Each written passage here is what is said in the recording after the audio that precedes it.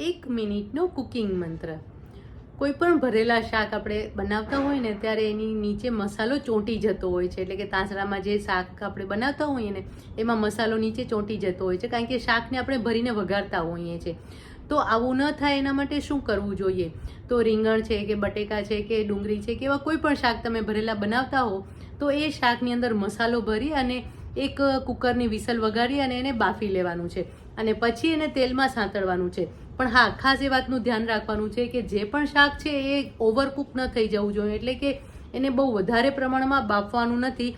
જો વિસલ વગાડતી વખતે બહુ વાર લાગે અને વધારે બફાઈ જાય એવું હોય તો એને છૂટા જ એને વિસલ રાખ્યા વગર જ એને લગભગ 2 થી 3 મિનિટ માટે બાફી લેવાના છે, વરાળે બાફી લેવાના છે. અને બાફી લીધા પછી એને વઘારવાના છે અને તેલમાં જ્યારે આ શાક સતરાશે ને ત્યારે જ એનો શાકનો સ્વાદ બહુ જ સરસ આવે છે. એટલે પછી જે પણ બટેકા છે કે રીંગણ છે